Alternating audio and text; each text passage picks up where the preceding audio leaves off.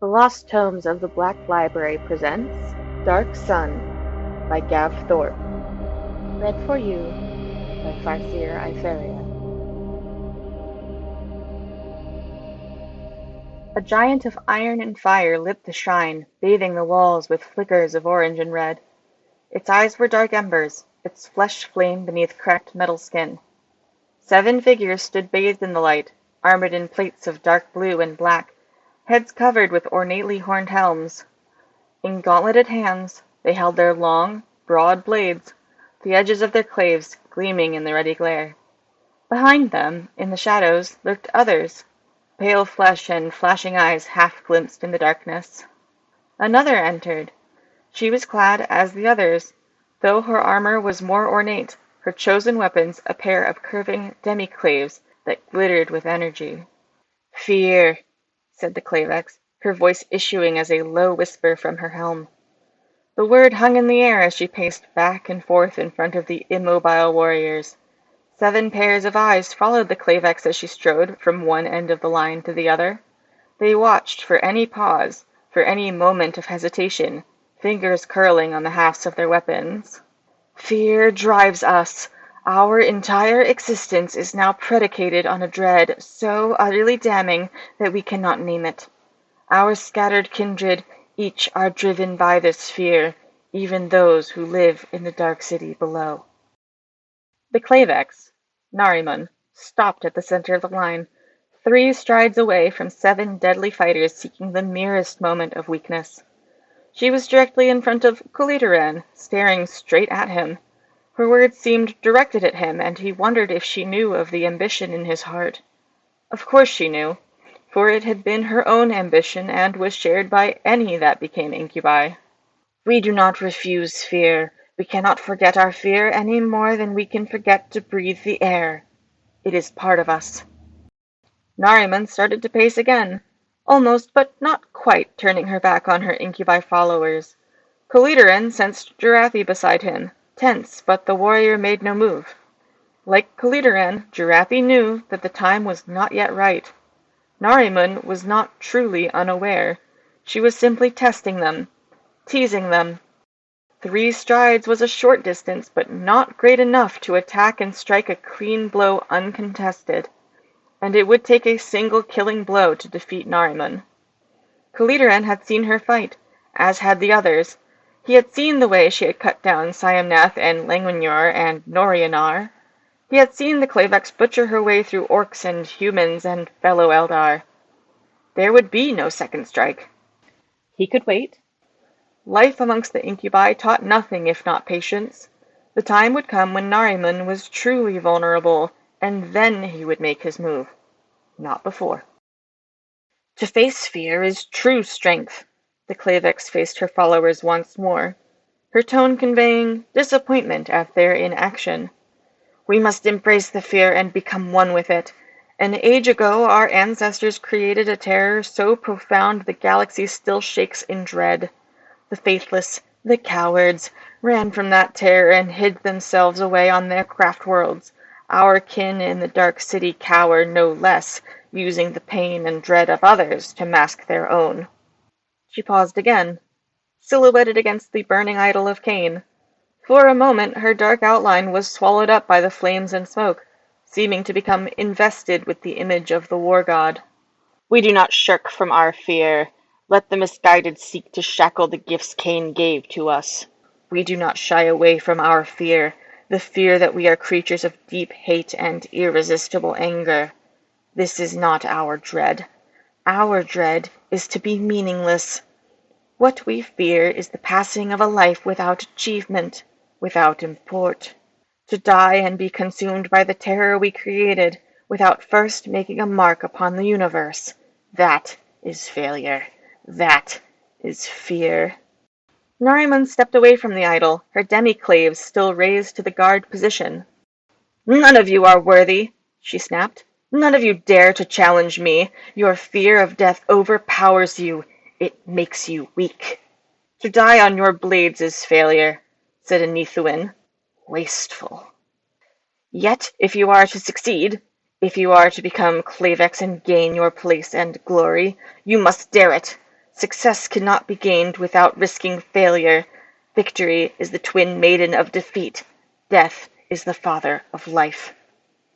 The Klavex shook her head and the blades lowered a fraction. When she spoke again, Kolidaran thought she sounded tired, but knew this was also a ruse, a feigned show of weakness. Is there none who would dare to step forward? Do you not feel the hunger? Her voice became a rasping shout. Do you not hate me enough? Empty questions, Kolidaran knew. They all wanted to be Klavex.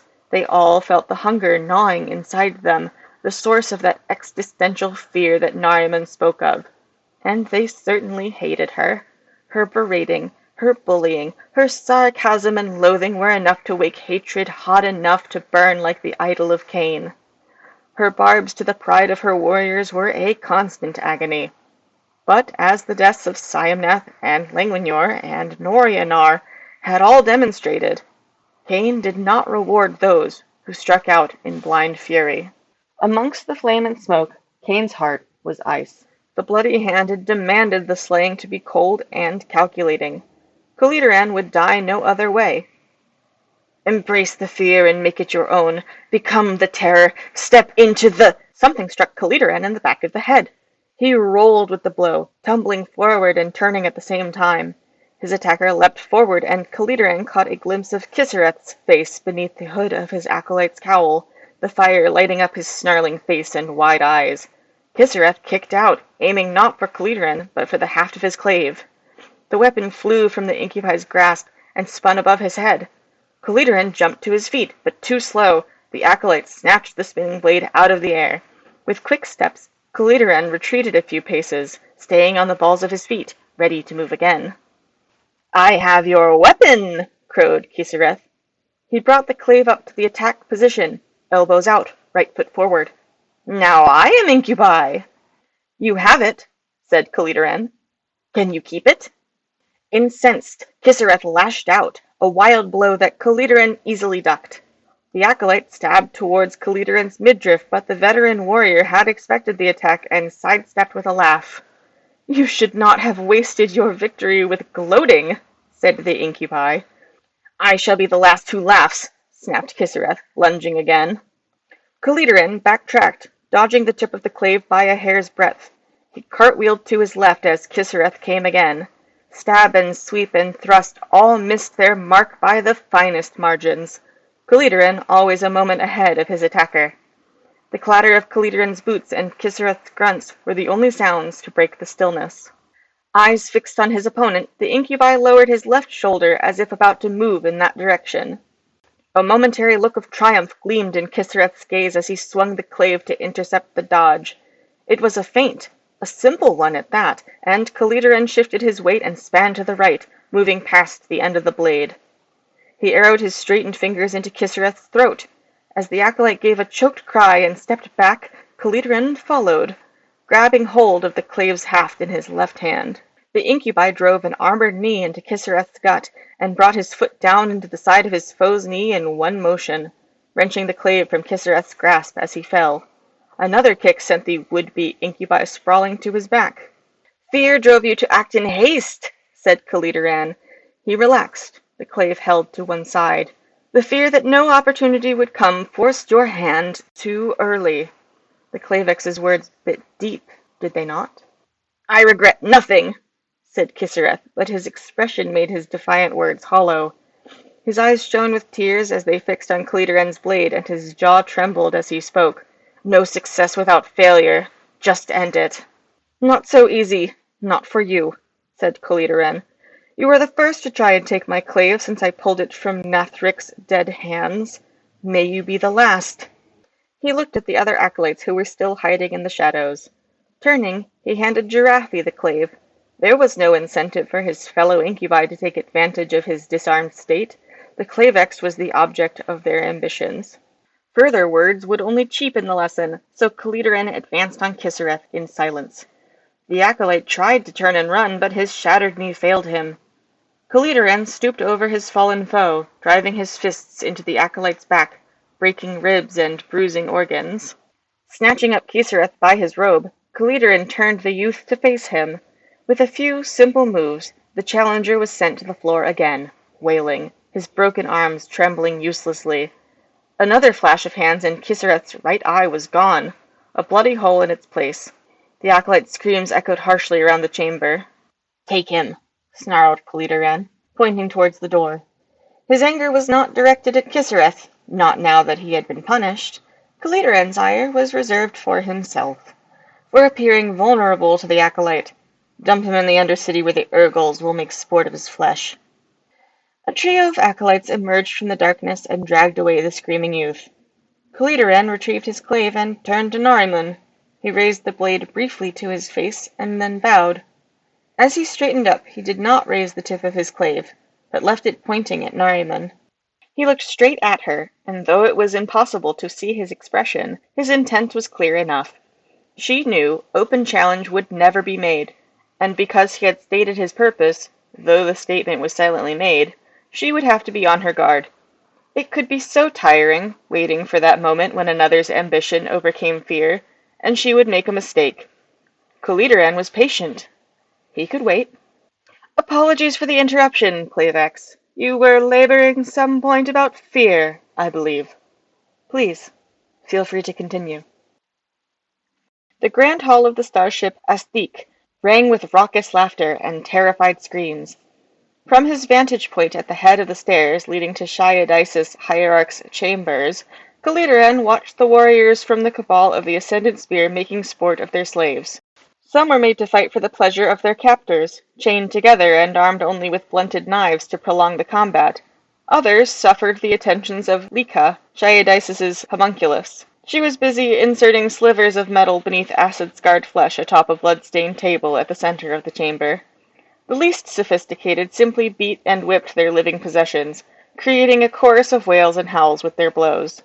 To Kolidaran's left, while the incubi ensured no interloper could enter the private rooms at the top of the stair, Shiadisis watched the proceedings from a throne made of bones and black marble. His favored courtiers sat on the steps that led up to his dais. The hierarch was dressed in a long robe of dark blue, hung with charms and jewelry made from the same materials as his chair. Shiadisis regarded the spectacles being put on for his benefit with an affected smile, his thin lips colored black against pale skin, eyes rimmed with kohl. His eyes never stopped moving, though whether he was keeping vigil for signs of treachery or was merely distracted by the numerous displays, Kolidaran could not tell. At the right shoulder of the hierarch stood Nariman, head turning slowly from one end of the hall to the other as she kept watch, her demi-claves in her hands ready to counter any attack. Few were allowed drawn weapons in the presence of the hierarch, but the incubi were above the squabbles and politics of the cabal. The crack of whips, the moans of the slaves, the jeers and cheers of the audience was a pale reflection of the torment being inflicted. Kolidaran could feel the real pain and fear and desperation of the slaves like a slick beneath his skin, a palpable slithering aura of agony. Here, in the webway, just a dream sliver away from the raw chaos of the warp, the pulsating energy amplified the sensation, making the incubi's flesh tingle gently. "Do you miss partaking in such entertainments?" asked Jarathi, standing on the opposite side of the sweeping stairs, "the raw joy of pain and death?" "No," said Kolidaran, keeping alert for any untoward movement below. "Not even a little?" "No." "Sometimes I wonder what life would have held for me if I had not come to the shrine. Perhaps I would be a hierarch by now." "You would most likely be dead, or some fawning minion in the lesser ranks." Kolidaran looked at the mass below and sneered inside his helm. "I detest them. They are no better than the beasts that they torture. Look at them, Jarathi. See them for what they really are. They are animals, driven by their base instincts, masquerading as Eldar. Strip away the veneer of civilization, the ranks and customs of the cabal, and they are simply low creatures vying for scraps, debasing themselves to survive." "I can see why you left your cabal, if you think so little of life in the Dark City." "I had no cabal," Kolidaran replied softly. "Not even the scraps from an Archon's table to feed upon. My first memories are of Low Kamarog, when my mother, a slave bitch who escaped from the Corspur, gave her life to protect me from a prowling Urgle. I strived, Jarathi, and fought tooth and claw just to elevate myself to the slums of Sekmegra. I feasted on the decayed fruit of the Cades to survive. Such an able fighter would surely have found swift acceptance by a cabal, said his companion. Many recruit from the fighting dens of Sekmegra. What do I want for the charity of some hierarch or archon? Pets, nothing more, even those that call themselves warriors. No, I wanted no part of that life. I crept and killed my way through Sekmegra and dared the territories of the Hellions in the Middle Darkness, looking for something with more purpose. Then why did you not seek sanctuary in the witch cults of the Bone Middens? A natural fighter, such as yourself, would have quickly risen in reputation and power. You could be a wolf of a Hecatrix now, rather than a cur snapping at the heels of Nariman. I considered it only briefly, admitted Kolidaran. I feel no shame to confess that the dire shadows of Elendrak threatened too much of a hazard, and so I moved up through the city and came upon the shrine. Perhaps it called to me. Your climb has stalled of late, Kolidaran. Nor have I seen you show the slightest inclination to challenge the Klavex. Neither of us is a fool. But it burns you, does it not, to be told by another where and for whom we will fight, to see Nariman stand beside an Archon as bodyguard? I see now why you took Nathric's claves so readily. We all have ambition, but you have something else to prove. You are gutter scum, Kolidaran, acting the part of warrior. It does not matter how far you stretch, your reach will never extend beyond such lowly birth. Better to outreach one's means than to be a contented, ignorant slave. And look, here comes another. Kolidaran had noticed a slender female emerge from a small door behind the throne. It was the Asthic's commander, Nistra Damius. Nariman raised her blades in the blink of an eye, but the ship's captain lowered to one knee some distance from the hierarch. Words were exchanged, too quiet for Kolidaran to hear. He did see the sharp look of delight that crossed Shiadisis's face, though. Even as the hierarch stood up and held out his hands for the attention of his subjects, Nariman's voice came from the communicator in the incubi's helm. An Alaitoc warship approaches, warned the Klavex. Our employer wishes to attack. Ready yourselves at the hierarch's chambers. We will lead the assault. In one of the wider branches of the webway, the Asthik came upon the vessel of the Craftworld Eldar. There was a brief exchange of gunfire, its effects much reduced by the strange conditions of the webway, before the Asthik closed to within range, launching forth barb-like boarding spines to fix the enemy ships in place. While flights of attack craft carried other warriors towards the rear quarters, the incubi formed a vanguard piercing the main decks of the Craftworld starship, like the point of a blade. Behind came the hierarch and his Kabbalite warriors, adding weight to the precision of the incubi attack. As the incubi formed the sword point of the whole force, so did Nariman lead her fighters from the front. It was not unknown for a Klavex to be set upon by one of his or her followers mid-battle, but it was rare. Close combat was fraught enough without slaying one's own warriors in its midst. Kolidaran had no mind to usurp the Klavex at this time, and focused his efforts on slaying the Eldar of Alaitoc that crewed the starship. The Craftworld warship had been taken by surprise by Shiadisis's attack, and the hastily armed foe was little threat. Fighting just behind and to the right of Nariman, Jarathi further still to his right, Kolidaran cut down those who evaded the attention of the Klavex. They were few in the confines of the gun chamber, where the boarding had started, but enough to wet Kolidaran's blade. He stepped to his left as a crew member aimed a laser pistol at him, the blast of white searing past the incubi's shoulder. The Craftworlder did not get a second shot. Kolidaran's clave cut the head from the Alaitoc with a single sweep. They breached the corridor beyond the gun deck and turned left while Kabbalite spilled to the right. The high walls of the corridor were topped with narrow windows, beyond which could be seen the swirling rivulets of the webway. The mournful wail of a warning alarm echoed around Kolidaran as he and the other incubi advanced toward the prow of the starship. The alarm faded, but the silence lasted only a moment. Fighting had broken out behind the incubi. Raucous shouts from the Kabbalites alerted Kolidaran to a Craftworlder counterattack. "We return to the fight! Follow me!" snapped Nariman, pushing back through her group of warriors. Close behind, Kolidaran followed back down the corridor where half-clad witches were cutting their way through a press of Alaitoc crew, the hierarch's Kabbalites fanning out through the surrounding rooms and galleries around them. Past the swirl of swords and half-naked flesh, Kolidaran saw a sight that sent a shudder of pleasant expectation flooding through him.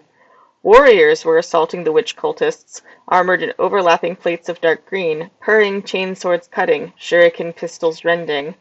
Striking scorpions, aspect warriors of Cain who followed the teaching of the coward Kurandras. Here was a true test of Kolidaran's martial skills, and a chance to prove himself worthy in the eyes of his companions. Kolidaran could see the prize he sought on the chest of each warrior, a precious spirit stone that would absorb the essence of the striking scorpion when he, or she, was slain. Kolidaran would take the soul stone of one of the dead aspect warriors for himself, break it and corrupt it to create his tormentor and secure himself true rank and position within the incubi.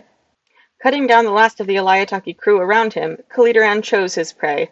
An aspect warrior caught his eye as the Craftworlder met sword to sword with one of the witches, catching her twin daggers on the flat of his chainsword. She fought more swiftly, but his armor bore the brunt of her strikes, sparks of energy flying from her blades as they struck. He brought up his pistol to her face and she ducked, to be met by the rising point of his chainsword. Her face split in twain, the witch fell to the ground, her beautiful features now a gory mess. "Death comes for you, little scorpion!" Kolidaran snarled as he launched himself at the aspect warrior, seeking to cut him down before he recovered from his duel with the witch. Before he could strike, the striking scorpion saw Kolidaran coming and threw himself at the incubi with equal determination. The aspect warrior's chainsword plunged towards Kolidaran's head. The incubi swayed back, his clave rising to deflect the attack. Spinning, Kolidaran delivered a kick to the striking scorpion's midriff, sending him staggering. His foe's chainsword flashed up to ward away a strike towards the chest, sending the clave's gleaming head screaming past his shoulder. The pair parted and circled, feinting and jabbing with their weapons. The aspect warrior's eye lenses glinted red as if filled with rage as he launched another flurry of attacks. The mandiblasters mounted on the sides of his helm spitting last shots, chainsword weaving left and right. Kolidaran dodged the mandiblaster attack, ducked and swerved aside from each blow, the tip of his clave carving figures of 8 in front of him. His chance for a swift kill had passed, and Kolidaran's frustration grew. He parried each incoming strike, waiting for his moment to dispatch his enemy with a decapitation blow, but no opening presented. Kolidaran's patience snapped, and he risked a hasty lunge, only for a chance salvo from the striking scorpion's pistol to catch him in the thigh. As Kolidaran's leg buckled, the Craftworlder followed up with a blistering series of strikes towards the head and throat, forcing Kolidaran to catch the rasping teeth of the chainsword on the haft of his clave, razor-bladed fangs spitting sparks from the metal. Kolidaran saw the striking scorpion's right shoulder dipping. Ignoring the pain in his leg, he straightened to bring down his clave in the killing blow, seeking to part the warrior's neck. A sudden change of direction and a twist to the left sent the clave stroke wide. It was the same move Kolidaran had employed against Kisareth. His surprise turned to horror a moment later as the aspect warrior's chainsword bit into Kolidaran's lower back, slivers of torn armor spraying to the floor. Hissing in pain, Kolidaran lurched to one side, only to be caught by a backward sweep that struck a glancing blow to the side of his head, shearing away part of his armor, splintering the eyelens on the left side of his face. He staggered and fell, the clave falling from his numbed grasp, a gasp ripped from his lips. Kolidaran looked up at the looming aspect warrior with a knot of terror in his gut. The striking scorpion drew back his chainsword, ready for the killing blow. There was no defense, but Kolidaran threw up a warding hand out of raw instinct. The striking scorpion had no time for the death blow. Nariman attacked from the right, her demi-claves sending the aspect warrior reeling back as the incubi and Kabalites pushed onwards. Red tinged the edge of Kolidaran's vision, the scene becoming darker as he watched the melee moving away, leaving him helpless amongst the dead and wounded, his legs devoid of strength, his clave out of reach. Moving in and out of consciousness, Kolidaran only dimly viewed what was happening. The fighting around him dissipated, the counterattack of the aspect warriors driving the Hierarch's warriors back to their boarding craft. A figure appeared to his left, a long two-handed chainsword in its hands. Fear returned as the apparition loomed over him, and the incubi recognized the heavier armor and trappings of the striking scorpion exarch, poised to attack. Kolidaran closed his eyes, awaiting the blow. After several agonizing heartbeats, Kolidaran opened his eyes to see the exarch still waiting. "You face, at my hand, a choice." The exarch's voice had a steady tempo and rhythm to it, the language not dissimilar to the ancient tongues spoken in Kamarag. The striking scorpion raised his blade, assuming a more defensive stance. Without prejudice, free from threat, an offer. Choose life, surrender your will, or death. Not quite believing what he had heard, Kolidaran blinked back tears of dread and pain and squinted up at the Exarch. For truth? He laughed, slightly manic. You stand with your blade ready and claim no coercion? What conditions do you place upon my capitulation? Your life and your fate to me. Your blade and your loyalty to Alaitoc. Your rage and your hate to Cain. Natural warriors, such as you, are rare. More yet, you will learn from me a promise upon my word of peace. No fear, no more doubts, no doom. Kolidaran pondered the meaning of the words for a moment, trying to unravel the Exarch's intent from the florid phrases. You offer to bring me into your shrine? To abandon my path for yours? Just so, it will be done, without prejudice. The fear brought on a sharp pang of the hunger that ate at Kolidaran's spirit. The ebbing away of his essence, combined with the pain of his wounds, made him feel dizzy. He could feel his heart beating hard in his chest, but growing weaker. As his pulse slowed, the hunger grew. She who thirsts waited for his spirit and was but a breath away from claiming her prize. The terror of that thought lent strength to Kolidaran's words. Survival outshone pride or loyalty every time. I accept. Save me from this eternal doom, my life and spirit in your hands. Waking, feeling warm sheets beneath and upon him, Kolidaran kept his eyes closed, enjoying the comfort of half-sleep. He could not remember when he had slumbered so deeply. The moment passed quickly, giving way to vulnerability. He was without armor or weapon. They had been taken from him before he had been brought to the starship's halls of healing, and instinct of a life spent under threat made him yearn for such protections. In the incubi shrine, he would not have survived without such measures. A quiet voice, female, spoke close by. Rest easily, you are safe. Something rested on his arm beneath the sheet, and Kolidaran opened his eyes to see the healer, Naroami, standing over him. Her left hand was upon him, and in her right she held an amulet studded with 4 diamond-like jewels. A tiny star of blue glowed in the heart of each gem. They were in a small room, isolated from the crew, Kolidaran had noted, with a single bed and a low cabinet topped with a marble-like counter. Various crystals of different sizes, colors, and shapes were arranged on a rack atop the cupboard, and there was a tray of medical implements beside them. Your body responds well to your will, she said. You have a strong spirit. It has been honed by long adversity. And how do you feel? Kolidaran moved slightly, flexing muscles. He grimaced as pain flared up his spine. Stiffness everywhere, he said through gritted teeth, and my back feels as though it's on fire. You misunderstand the question. I am fully cogent of your body's ailments. Your physical injuries will heal. It is your spirit, your thoughts, which I seek to understand. How do you feel? Why? A slight frown of confusion wrinkled Naroami's brow, the healer surprised by the question. Tissue can be knitted together, fractures set, but the damage to your spirit is beyond simply reconstruction. If you are not well of spirit, the healing of the body is pointless. Typical Craftworlder drivel. You said yourself that my spirit is strong. I have endured worse in my life. Naroami looked long at Kolidaran, and he sneered at the compassion that filled her eyes. He met her gaze with a hard stare. I do not desire your sympathy, and your pity is offensive. Naroami looked away, distracting herself with the crystal device in her hand. She did not look up when she spoke. Bitterness is to be expected.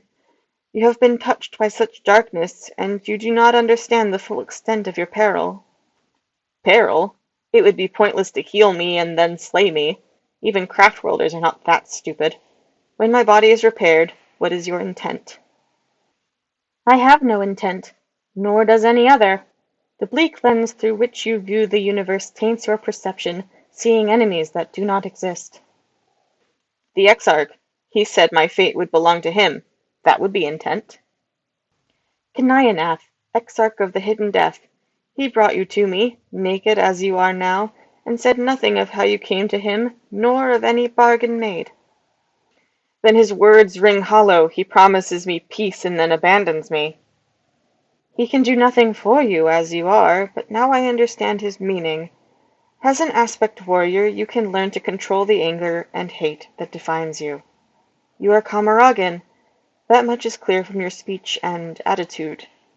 Why Kanianeth spared you, I do not know, but it is not under the auspices of an exarch that you will begin to find peace. If I understand right, do not Craftworlders excise their Cain-given rage in the aspect temples? It would seem Kanianeth would do the same for me. You cannot become an aspect warrior. You are not ready. I assure you that my skill is beyond question, and you must know that I have slain many foes before. My whole life has prepared me for battle. Narami shook her head, saddened. She turned her back on Kolidaran for a moment. When she returned her gaze to him, her expression had hardened, her face set. You are damned. Even now, the great enemy lays claim to your spirit. One such as you can never find peace while the fear of she who thirsts and the hunger of that grip consume you. So what am I to do? Am I prisoner here? Not by force, but by circumstance. We return to Alaitoc, but you are free to leave at any time. No constraint is placed upon you. Yet, where would you go? Kolidaran thought of the matter for a few moments. I cannot return to Kamarag, he said, scowling. My position at the shrine is forfeit, and I would not crawl begging to the cabals. It would be a terrible waste of the opportunity that fate has presented you. Guided by whatever hand, Kanianeth has granted you a moment to pause and reflect, to see the paths laid out for you to follow. Simply to return to your previous existence would be unwise. Fate? Kolidaran laughed cruelly. I will tell you what fate means. It means facing the fear every moment of your life, knowing that one day all will fall to doom. Fate does not decree the path I take, only my own will. And what does your will tell you? There are other employments for one trained in the craft of battle. There was disappointment in Naroami's expression, almost the pity she had shown before. It pierced Kolidaran's bravado, and he deflated, shamed, though he did not understand why. I am a death dealer, not a healer. I kill or I am killed. Do you think I would be content within your craft world? Shunned, perhaps despised, though your kind oft claim not to hate us as much as we hate you. My spirit is awash with the blood of innocence. You cannot cleanse it. You cannot change what I am. You are right. Naomi smiled, and once more laid her hand on Kolidaran's arm. She squeezed gently. I can do nothing. You have the power to be whatever you desire, if you could shed the darkness that fills you. And what would you do to free me from the doom that waits for me? Would the Alaitoc send armies into the womb of catastrophe to destroy the great enemy for me? Is that how you would see me free? Always it is battle you turn to, but you might consider an alternative. Become a harlequin, perhaps? Yes, I could swear my life to Kegarak and hope that the laughing god chooses to snatch my spirit from she who thirsts when the time comes. But alas, my singing voice is poor, and I have no liking for dance. The healer's hand moved to the silver chain of a pendant and pulled forth an oval, ruby-colored gem from within her robe. Kolidaran sensed warmth and protection emanating from the jewel. You proudly display your spirit stone, as if that could give me reassurance. You mock me, surely. To show me a shield I can never bear? Yes, you might think yourself safe from cruel attentions after death, but it is too late for me. No such comfort for such as me. A pirate, a mercenary, that will be my fate. You were bonded to that stone at birth. It is our way, said Naroami. The best way, but it is not the only way. Seeing the earnestness in the healer's eyes, Kolidaran was intrigued. More than intrigued. He felt a brief glimmer of hope birthed within the hunger of his spirit, a tiny star amidst a universe of darkness. Another way. I could have a spirit stone? Do not give false promise, or I will kill you now and seal my doom without regret. It is not a simple thing, for it requires you to be reborn. For one who has lived a life such as yours, the experience will be painful, and the pain might madden you past all reason. Insanity, it seems little risk, for if I am to go mad, I will not know what has befallen me.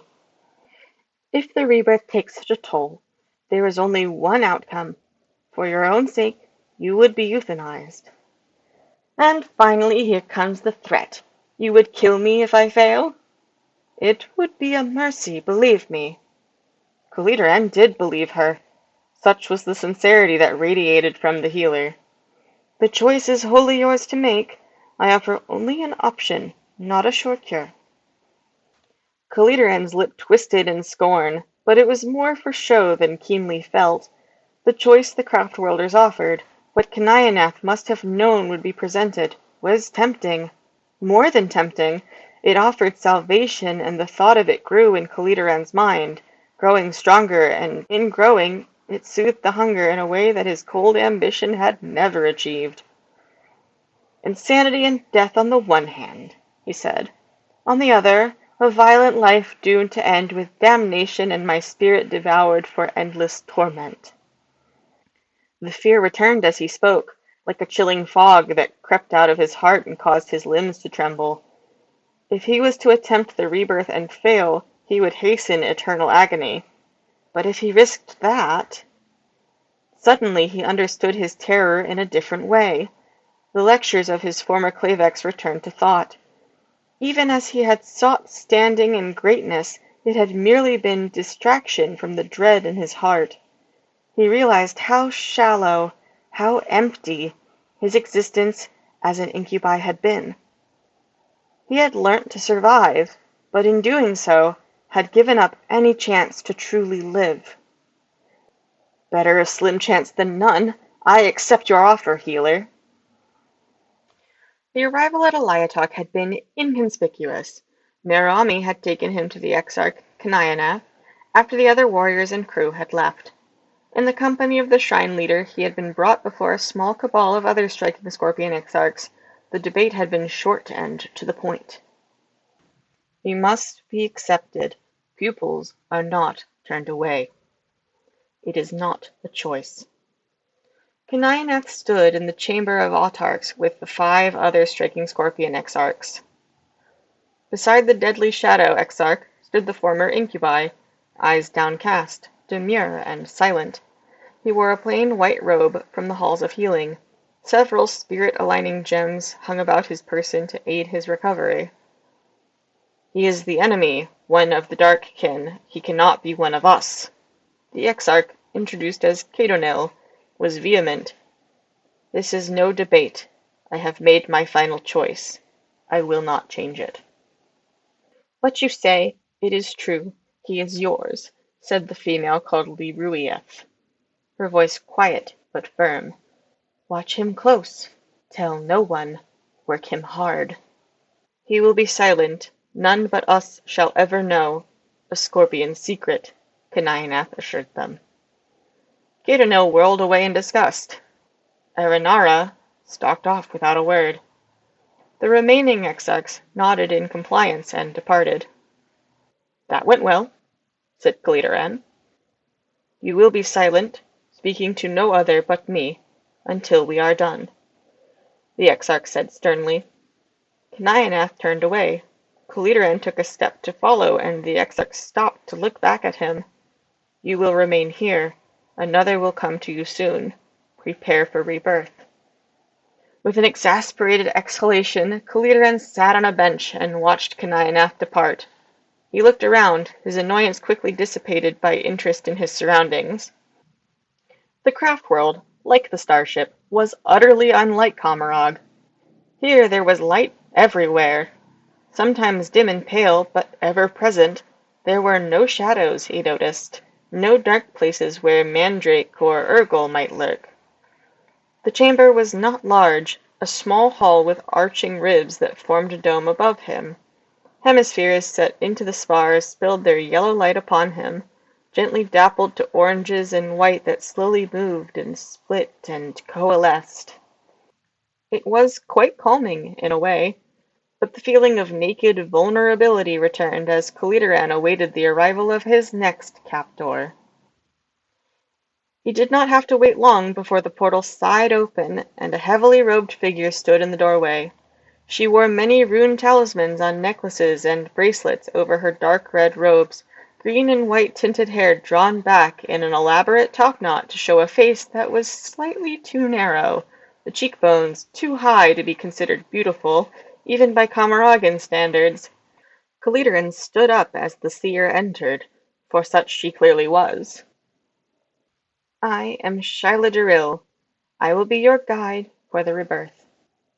Kolidaran nodded in acceptance of this fact. You have no words of greeting for me? The Exarch bade me speak to no one. A wise precaution, but you will speak with me, for I know already who and what you are. You are a Farseer? The possibility intrigued Kolidaran. The Psyker could see the threads of fate and would be able to tell him whether his rebirth was an attempt at folly. Your fate is uncertain, said Shyla answering the question before it formed on his lips. Many are the knots on our threads when the future is yet unfolding. The decision is made, but the outcome not set. You have no guidance for me? I thought Farseers were meant to be advisors. I offer no words or encouragement, but I have no words of warning either. Both you have heard, from others and within your thoughts. I will ask you, at this time and place, as we stand upon a branching destiny, is it your will, alone and without coercion, that you wish to do this thing? Without coercion? Kolidaran laughed, bitterness adding a sharp edge to his humor. The horror unleashed by our forebears coerces me. The fate sealed for all of us, when the first temples fell and the great enemy screamed his triumph, motivates me upon this course. You are astute, and your fear is not without just cause. It was your misfortune that fate placed your spirit into a body born into the darkness of Kamarag. Rare is the second chance fate has given you, and rarer still those who can accept it. Almost unique are those who survive to enjoy its full benefits. Others? Kamaragans who have been bonded to spirit stones? It really is possible. Of the kin of Kamarag, I do not know. Perhaps they live on other craft worlds. There are none like you on Alaitoc. I speak of those Eldar born beyond the craft world, unexpectedly or in secret, not to be blessed with the spirit stone at their birth. If we get them as children, it is not so difficult. As adults... Kolidaran did not like the silence that followed. I will do it nevertheless. Cast what runes you must, and let us begin. Haste will see you doomed, so first temper your impatience. Shyla produced an oval grey stone from one of the pouches at her belt. Compared to those he had seen bonded to the Craftworlders, it seemed dull and inert, lacking the spark of life at its core. The Farseer held it out on her palm. Take it. Hesitantly, Kolidaran reached out. He jerked back his fingers a moment before they touched, fearing what contact might bring. Take it, it cannot harm you. Simple possession of a tear of Isha does not begin the process. Emboldened by Shyla words, Kolidaran plucked the spirit stone from her hand. It was cold to the touch, the surface as smooth as silk. He held it up, watching as amber light reflected from its curve. Where did it come from? I hear that the tears of Isha can only be recovered from the crone worlds at the heart of the womb of destruction. Even in Kamarag there are some truths. This tear was wept upon Nyamashamenth. The name meant World of Glittering Falls. I have not heard of it, confessed Kolidaran. The stone was warmer now, though whether from his touch or some inner energy he could not tell. It does not matter. Regard the stone. It will become part of you. It will become you. See it. Hear it. Smell it. Feel it. Smell it? Kolidaran chuckled as he lifted it to his nose, doubtful. At first he detected nothing. Stone does not smell. Open up your senses to your spirit, for that is what you must seek. Do not sense the stone as it is, but as it will be. Vexed, Kolidaran sniffed once more, closing his eyes to focus on his sense of smell. Again, at first, there was nothing. As he was about to give up, he caught a scent, the unmistakable fragrance of fresh blood. As he absorbed this, a distant sound came to his ears, of cries of pain and blades clashing. He started to tremble, moved by the recollection of battle. The spirit stone grew warmer and then pulsed. Such was his shock he almost dropped it. When he opened his eyes, he found that he was alone in the chamber. The lights dimmed to twilight. He did not know whether he had spent a moment or an age with the stone, but it was there still, gently throbbing between his fingertips. Kolidaran moved across the chamber to lay on one of the benches, his surroundings slightly dreamlike and unfocused. Resting his head against the unyielding seat gave him a sense of place, of solid reality. He closed his eyes and brought the spirit stone up to his chest, resting his hands, one on the other, on top of it. The blood smell came back, stronger than before. The noise of war and weapons grew to a clamor. The spirit stone pulsed quickly, his heart racing in time with it. The first memory is little more than a flash. A chain sword lashes against the side of his head.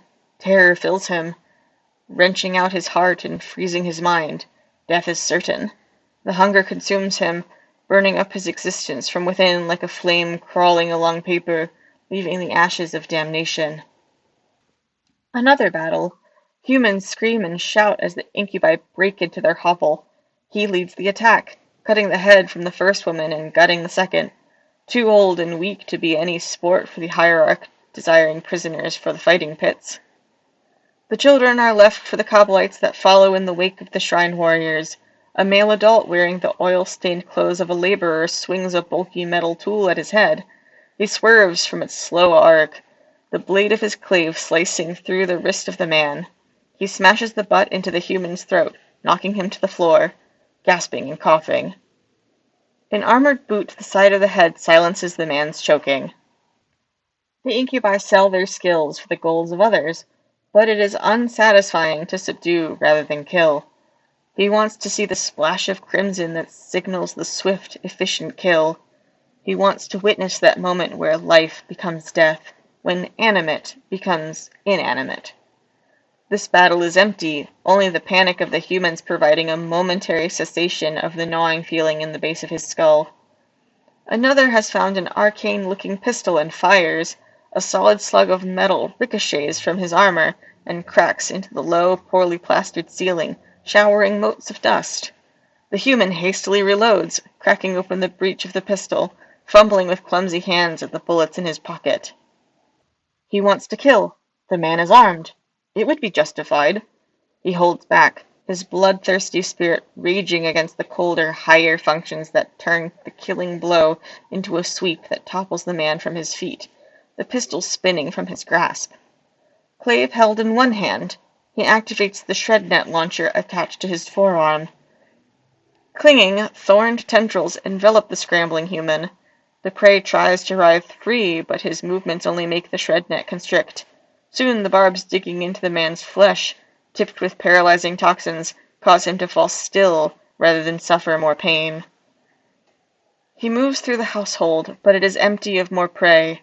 Disappointed, he breaks a window at the rear, climbing into an alley. Above him, a pall of smoke spreads across the night-shrouded sky, blotting out the stars. Faster and faster come the memories of old battles and midnight raids. His is a life awash with blood, of lives ended to the symphony of crackling blades, breaking bones, and screams cut short.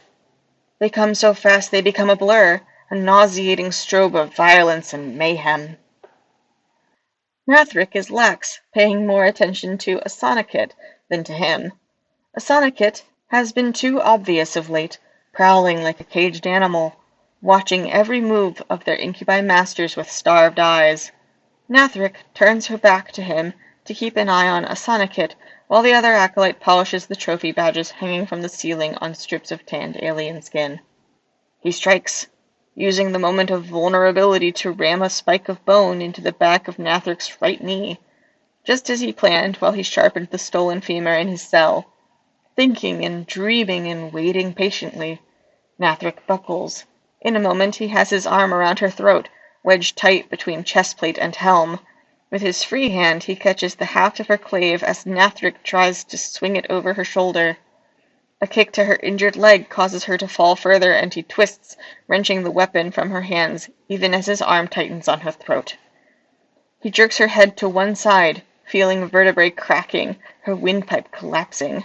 Letting go, he steps back to watch her die. Out of the corner of his eye he sees a sonikit take a step, but the other acolyte is too slow. The tip of the clave rises toward him and a sonikit retreats into the shadows. Fingers clawing at the stone floor, Nathric tries to crawl toward him, hacking and retching inside her helm, limbs weak and trembling from the damage to her spine.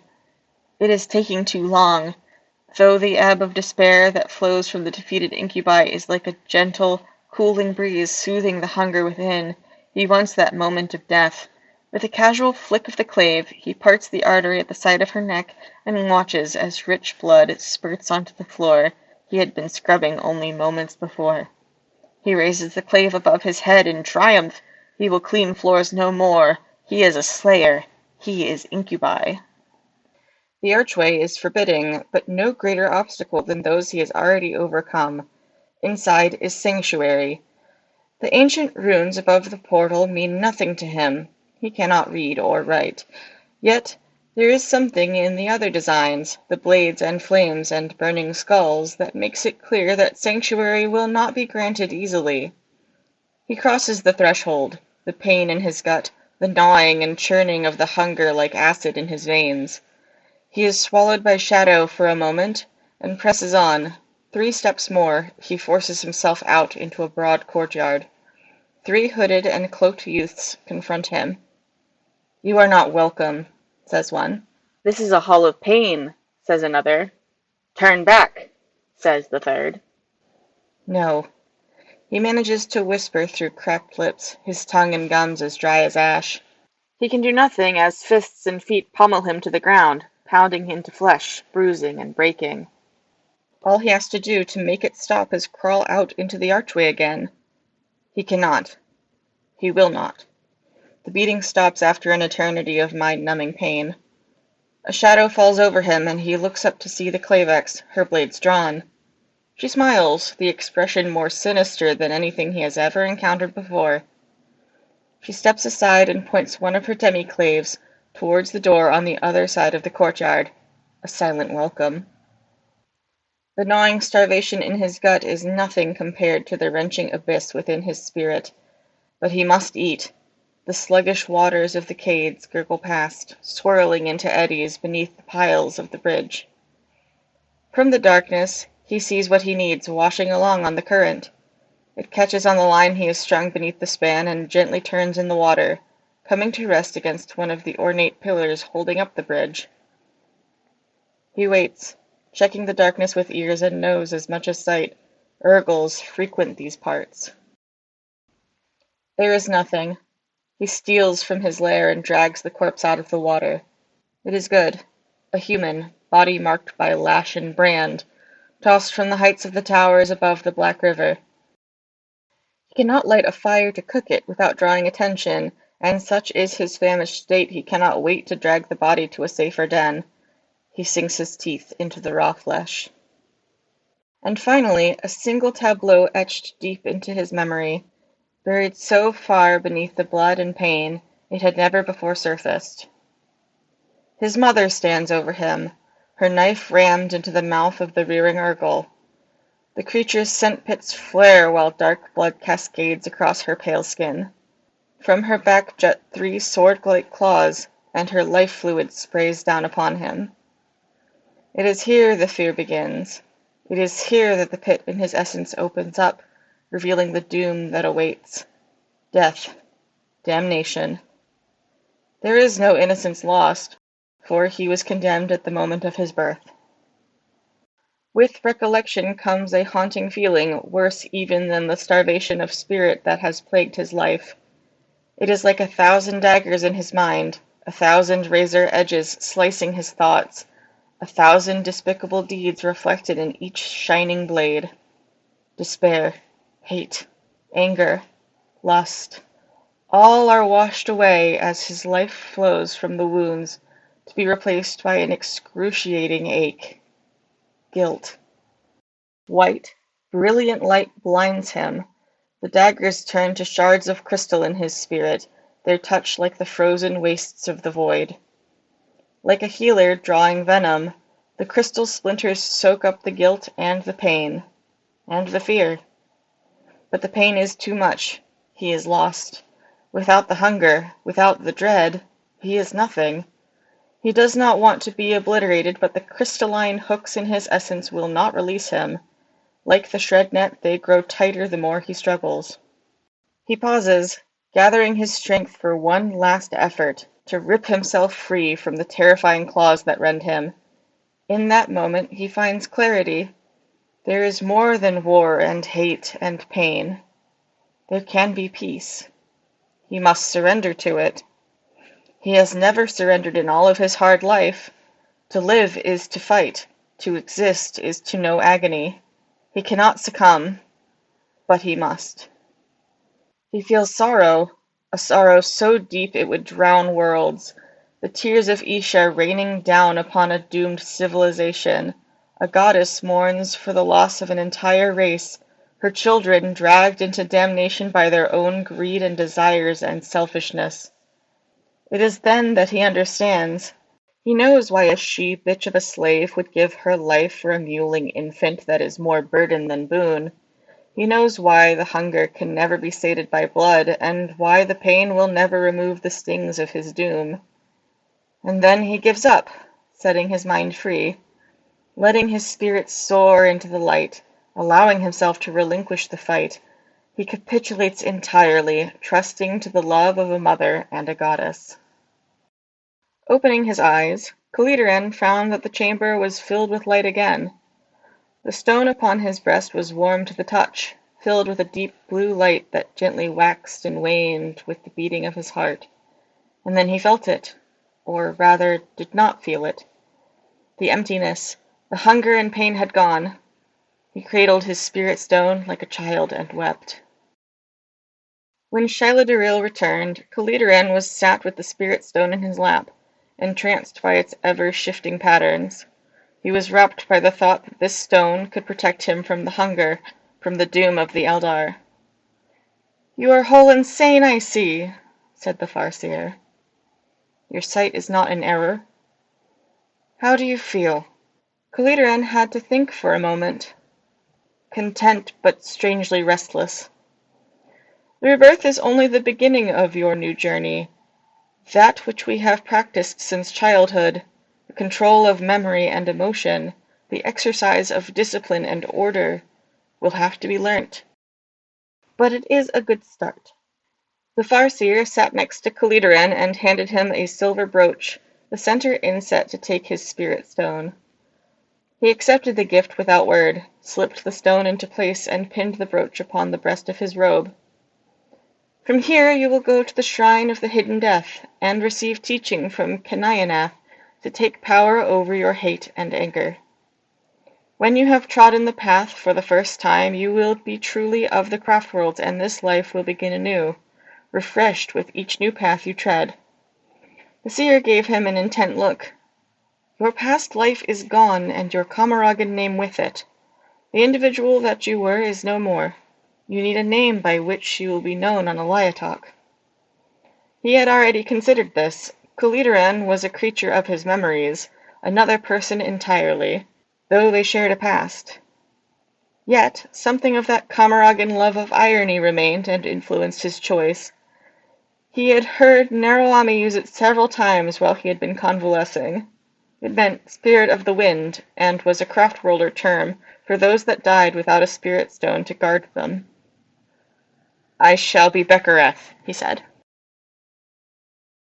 Kenayanath had been very specific. Bekareth was not to leave the Shrine of the Hidden Death. Until he had learnt properly to don his war mask, the incubi was considered a threat to the Craftworlders. His silence was similarly enforced, even with those of the Hidden Death. He had spoken at length with Shaila Duril about this matter, but she had been adamant. If his history became widely known, he would no longer be welcomed by the Alaitoc, for all their espoused tolerance and love of harmony. It was difficult to think of himself as one of the Alaitoc yet. Their life, the concept of the path, was so very different. However, he had been born again, gifted a fresh start that few ever had. His memories, the blood-soaked past that he had ignored for so long, were still there, but his rebirth had washed away all association with them.